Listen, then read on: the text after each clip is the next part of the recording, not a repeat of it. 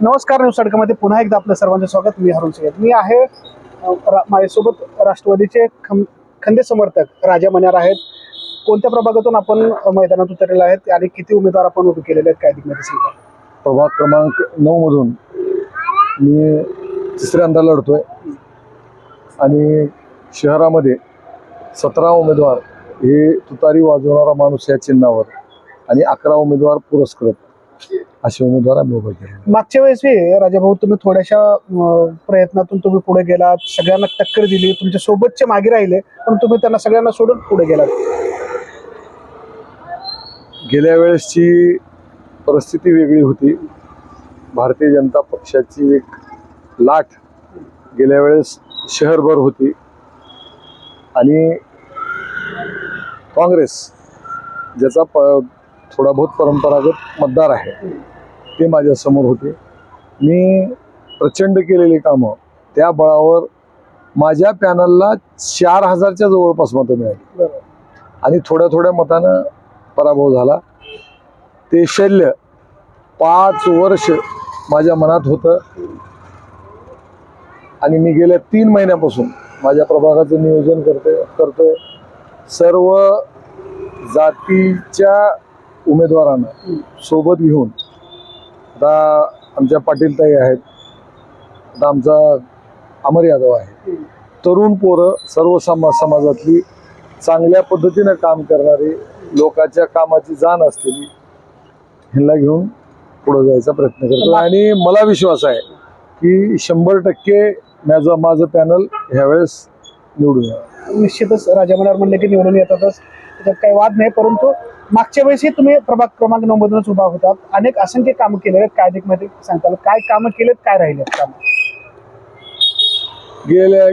गेल्या 8 वर्षामध्ये 3 वर्षाचा प्रशासकीय काळ आणि 5 वर्ष महानगरपालिकेचा सदस्य म्हणून अंडरग्राऊंड ड्रेनेज ची समस्या मोठी होती, त्याच्यावर मी काम केलं.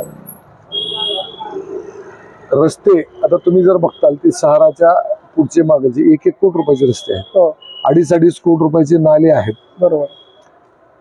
आणि सगळे नवीन जेवढे रस्ते करणं शक्य होतात, हॉटमिक्सचे रस्ते आहेत, काँक्रिटीकरणाचे रस्ते आहेत, ती सगळ्या करायचा प्रयत्न केला. आणि सगळ्यात मोठं आणि माझ्या मनाला समाधानी होईल असं काम म्हणजे मी मोहल्ला क्लिनिक करू शकलो. लातूरमध्ये 9 मोहल्ला क्लिनिकचे टेंडर झाले होते. बरोबर. आणि फक्त राजा मण्यारच्याच प्रभागात प्रयत्नाची पराकाष्ठा करून मी मोहल्ला क्लिनिक उभा केलं आणि कमीत कमी 150 ते 200 लोक रोज ओपीडी त्या मोहल्ला क्लिनिक मध्ये आहेत. निश्चितच, कारण की विकासाचं गती म्हटलं तर राजा मण्यार हे निश्चित पुढे असतात. ज्यावेळेस प्रशासक लागलं त्यावेळेस देखील तुम्ही विकास कामं खेचून आणलेले आम्ही बघितलेले आहेत. गेल्या 3 वर्षामध्ये आता ही गोष्ट बोलायची नव्हती, पण 1.5 कोटीच्या जवळपास जिल्हाधिकाऱ्यांकडे सतत पाठपुरावा करून मी 1.5-2 कोटी रुपयाची कामं ही माझ्या प्रभागासाठी आणलेली आहेत आणि ती कामं अर्धी कामं झालीत. हबीबा हॉस्पिटल पासून इक्बाल शाळेच्या मागलचा जो नाला होता, गेल्या 50 वर्षाचा तो प्रश्न होता आणि त्याच्या पहिल्या फेजचं 60 लाख रुपयाच्या कामाचं टेंडर निघालं आणि निवडणूक होताच ते काम सुरू होईल. महाराष्ट्राचे आणि देशाचे नेते शरदचंद्र पवारांचे खंदे समर्थक म्हणून आपल्याकडे ओळखले जाते आणि तशा काळात सुद्धा म्हणजे सत्तेच्या मागे अनेक जण गेले, परंतु आपण हल्ला नाही तिथून. मी शिवशाहू फुले आंबेडकरांच्या विचारावर चालणारा कार्यकर्ता आहे. मला जर जायचं असतं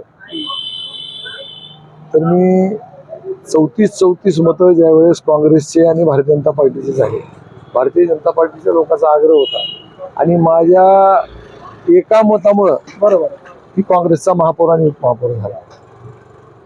पण आता कुठेतरी वाटतंय की ज्या पद्धतीनं आम्हाला वागणूक देण्यात आली, कधी कधी असं वाटतं की आम्ही चूक केली. स्थायी समितीचा सभापती मी माझ्या मतावर काँग्रेस पक्षाचा केला आणि त्यांच्याकडं 33 मतं असताना हा. माझ्या मतावर त्याचे स्थायी समितीचा सभापती झाला, उपमहापौर झाला, महापौर झाला आणि अजूनही जास्त काही त्यांच्या वागण्यात फरक पडला नाही असं मला वाटतं. निश्चितच विकासाचा अजेंडा घेऊन निघालेले राजा मण्यार हे प्रभाग क्रमांक 9 मधून उभे आहेत आणि त्यांच्या सगळ्या साथीदारांना घेऊन ते पुढे जातील आणि या वेळेस देखील महानगरपालिकेमध्ये ते आपला झेंडा फडकवतील असं म्हणलं तर ते चुकीचं होऊ शकत नाही. हारून सय्यद, न्यूज सडका, लातूर, महाराष्ट्र. नमस्कार.